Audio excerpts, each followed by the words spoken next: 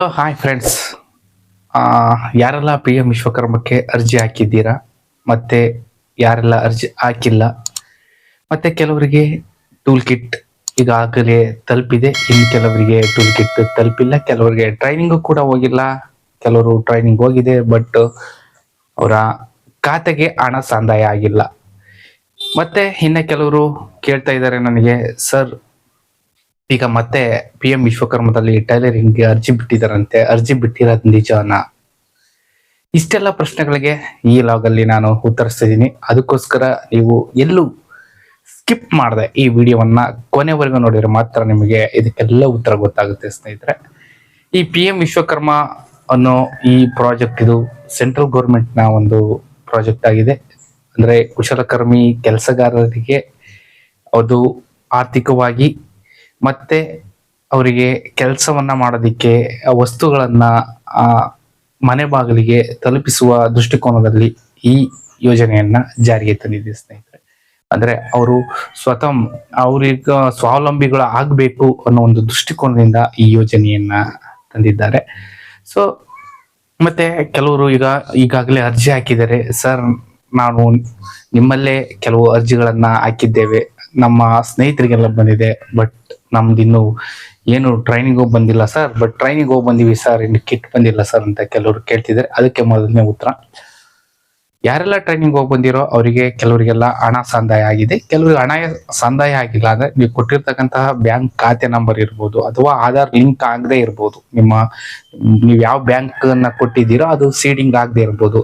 So ಆ ದೃಷ್ಟಿಕೋನದಿಂದ ನಿಮಗೆ ಹಣ ಸಂದಾಯ ಆಗದೇನೂ ಇರ್ಬೋದು, ಅಥವಾ ನೀವು ಟ್ರೈನಿಂಗ್ ಅನ್ನ ಕಂಪ್ಲೀಟ್ ಮಾಡದೇ ಇರ್ಬೋದು. ಅಂದ್ರೆ ಸಂಪೂರ್ಣವಾಗಿ ನೀವು ಟ್ರೈನಿಂಗ್ ಅನ್ನ ನೀವು ಬೆರಳನ್ನ ಅಲ್ಲಿ ಬಯೋಮೆಟ್ರಿಕ್ ಲಾಗಿನ್ ಇರುತ್ತೆ, ಅಂದ್ರೆ ಅಟೆಂಡೆನ್ಸ್ ಬಯೋಮೆಟ್ರಿಕ್ ಅಂದ್ರೆ ನಿಮ್ಮ ಬೆರಳುಗಳನ್ನ ಇಡಬೇಕಾಗಿರುತ್ತೆ. ಅಲ್ಲಿ ಕೂಡ ನೀವು ಇಷ್ಟು ಪರ್ಸೆಂಟೇಜ್ ಅಂತ ಇರುತ್ತೆ, ಅಷ್ಟು ಪರ್ಸೆಂಟೇಜ್ ಇಲ್ಲ ಅಂದ್ರೆ ನೀವು ಅಂದ್ರೆ ಸುಮಾರು 80% ಇಲ್ಲ ಅಂದ್ರೆ ನಿಮಗೆ ಅಲ್ಲೂ ಕೂಡ ಹಣ ಸಂದಾಯ ಆಗೋದಿಲ್ಲ. ಕ್ಲಿಯರ್?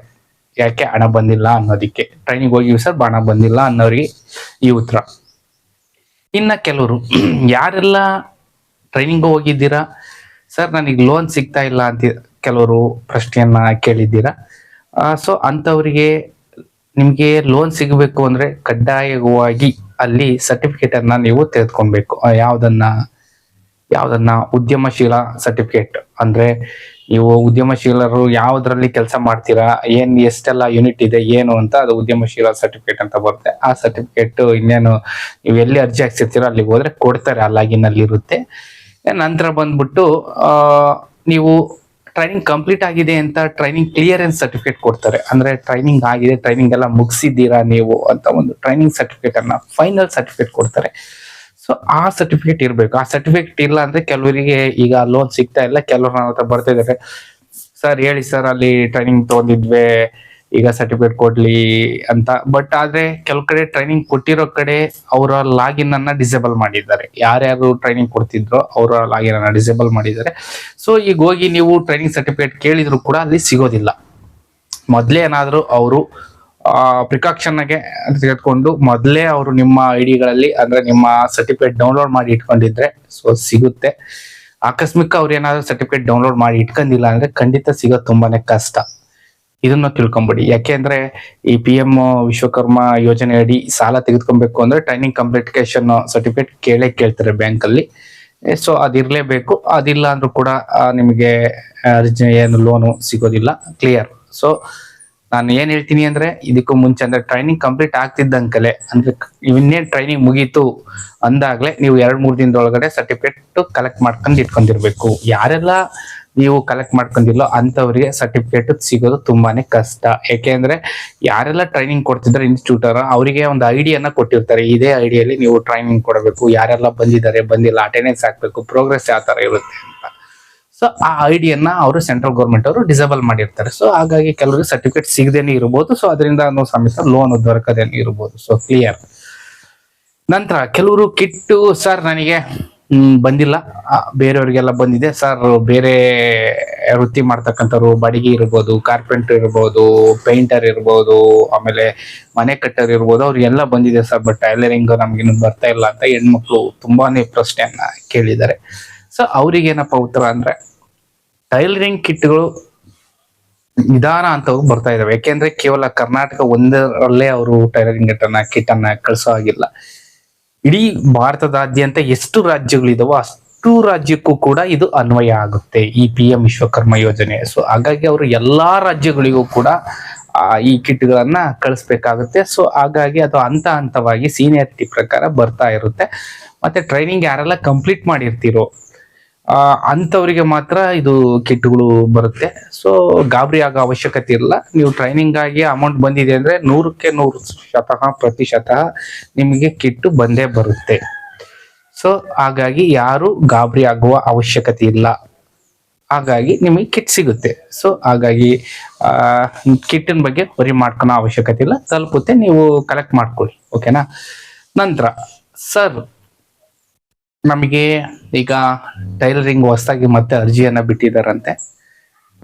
ಸೊ ಅದಕ್ಕೆ ಏನಾರ ಅರ್ಜಿ ಇದೆಯಾ ಸರ್ ಅಂತ ತುಂಬಾ ಜನ ಕೇಳ್ಕೊಂಡ್ ಬರ್ತಿದ್ದಾರೆ. ಫೋನಲ್ಲೂ ಕೂಡ ತುಂಬಾ ಪ್ರಶ್ನೆಗಳು ಬರ್ತಾ ಇದೆ.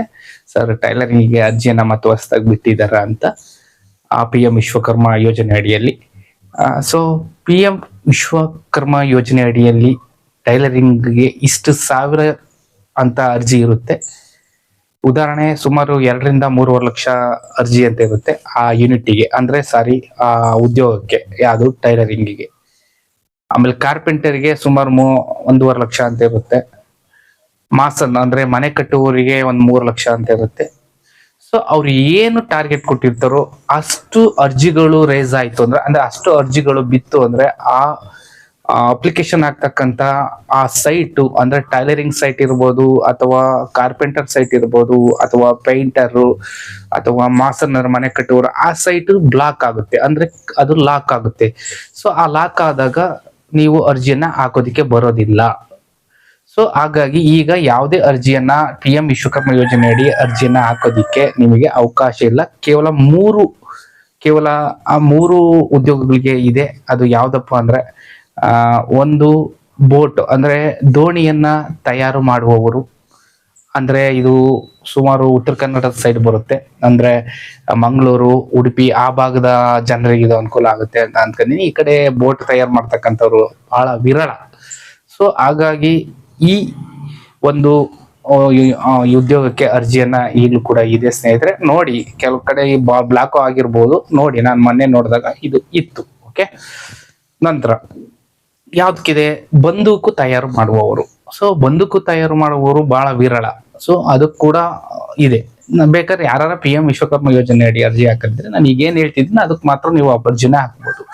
ಯಾವುದು, ಒಂದು ದೋಣಿ ತಯಾರು ಮಾಡುವುದು, 2 ಬಂದೂಕು ತಯಾರು ಮಾಡುವುದು, ಮತ್ತೆ ಇನ್ನೊಂದು ಲಾಸ್ಟ್ ಚರ್ಮ ಹದ ಮಾಡುವುದು. ಅಂದ್ರೆ ಈಗ ಪ್ರಾಣಿಗಳು, ಕುರಿ, ಮೇಕೆ ಅಂತ ಚರ್ಮಗಳನ್ನ ತೊಗಲು ಅಂತ ಕರೀತಾರೆ. ಸೊ ಅದನ್ನ ಕೊಯ್ದು ಅದು ಬರ್ತಕ್ಕಂತಹ ಚರ್ಮವನ್ನ ಹದ ಮಾಡ್ತಕ್ಕಂಥದ್ದು, ಅದನ್ನೆಲ್ಲ ಪಾಲಿಶ್ ಮಾಡಿ ಅದನ್ನ ಒಂದು ಹಂತಕ್ಕೆ ತಂದು ಚಪ್ಪಲಿ ಮತ್ತೆ ಏನೇನೋ ಕುಶಲಕರ್ಮಿ ಯೋಜನೆ ಅಡಿ ಹಲವಾರು ವಸ್ತುಗಳನ್ನ ತಯಾರು ಮಾಡ್ತಾರೆ.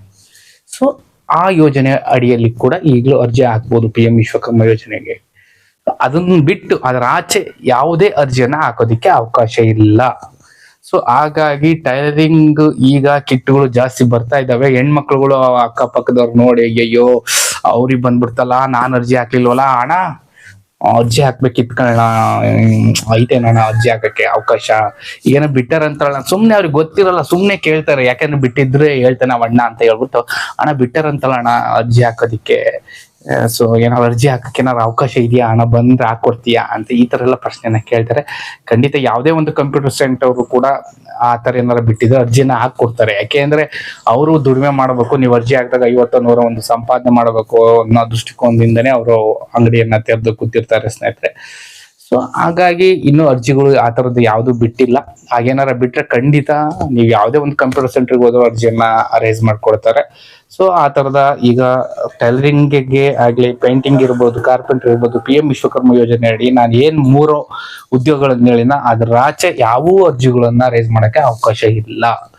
ಸೊ ಕೆಲವರು ಅರ್ಜಿಗಳು ಸ್ಥಗಿತವಾಗಿದ್ದಾವೆ. ಅಂದ್ರೆ ನೀವು ಅರ್ಜಿಯನ್ನ ರೇಸ್ ಮಾಡಿರ್ತೀರ, ನಿಮ್ಮ ಪಂಚಾಯತಿ ಲೆವೆಲ್ ಅಲ್ಲೇ ಸ್ಥಗಿತವಾಗಿರ್ತವೆ, ಅಂತವನ್ನ ನೋಡಿ ಪುಷ್ ಮಾಡ್ಸರ್. ಅದನ್ನ ಬಿಟ್ರೆ ಡಿಸ್ಟಿಕ್ ಲೆವೆಲ್, DM ಲೆವೆಲ್ ಅಲ್ಲೂ ಸಮೇತ ಸ್ಥಗಿತವಾಗಿದ್ದಾವೆ. ಅಂತವನ್ನು ಕೂಡ ನೀವು ಅದು ಎಲ್ಲಿ ಏನು ಅಂತ, ಅದು ಸಣ್ಣ ಕೈಗಾರಿಕೆಗಳ ಉದ್ಯಮ ಅಂತ ಒಂದು ಬರುತ್ತೆ, ಅದರಡೆ ಹೋದ್ರೆ ನೀವು ಅಲ್ಲಿ ನೀವು ಈ ಅರ್ಜಿಯನ್ನ ನೀವು ಪೆಂಡಿಂಗ್ ಇರ್ತವೆ, ಕೆಲವು ತುಂಬಾನೇ ಪೆಂಡಿಂಗ್ ಇದಾವೆ, ಅಂತವನ್ನ ನೀವು ಕ್ಲಿಯರ್ ಮಾಡಬಹುದು. ಅದು ಮುಂದಿನ ದಿನಗಳಲ್ಲಿ ಅದನ್ನ ಕ್ಲಿಯರ್ ಮಾಡ್ಕೊಡ್ತಾರೆ. ಸೊ ಹಂಗೇನಾದ್ರು ಮಾಡ್ಲಿಲ್ಲ, ನಿಮ್ಗೆ ಏನಾದ್ರು ಕಾಂಟ್ಯಾಕ್ಟ್ ಇದ್ರೆ ಕ್ಲಿಯರ್ ಮಾಡಿಸ್ಕೊಂಡು ನೀವು PM ವಿಶ್ವಕರ್ಮ ಯೋಜನೆ ಅಡಿ ಎಲ್ಲ ಏನೇನು ಸವಲತ್ತುಗಳು ಇದೋ ಅದನ್ನ ಸದುಪಯೋಗ ಪಡಿಸ್ಕೊಳ್ಳಿ ಅಂತ ಹೇಳ್ತಾ ಈ ವಿಡಿಯೋವನ್ನ ನಾನು ಕೊನೆಗೊಳಿಸ್ತಾ ಇದ್ದೀನಿ. ಈ ವಿಡಿಯೋ ಏನಾದ್ರೂ ನಿಮಗೆ ಅಲ್ಪ ಸ್ವಲ್ಪನಾದ್ರೂ ಇಷ್ಟ ಆದ್ರೆ ಖಂಡಿತ ನೀವು ಮೊದಲು ಸಬ್ಸ್ಕ್ರೈಬ್ ಮಾಡಿ ಮತ್ತೆ ಲೈಕ್ ಮಾಡಿ, ಹಾಗೆ ನಿಮಗೆ ಹತ್ತಿರವಾಗಿರ್ತಕ್ಕಂತಹ ಗ್ರೂಪ್ಗಳಿಗೆ ಅಥವಾ ಸ್ನೇಹಿತರಿಗೆ ಈ ಸಂದೇಶವನ್ನ ರವಾನಿಸಿ ಅಂತ ಹೇಳ್ತಾ ಈ ಲಾಗನ್ನ ಮುಗಿಸ್ತಾ ಇದ್ದೀನಿ ಸ್ನೇಹಿತರೆ. ಬಾಯ್.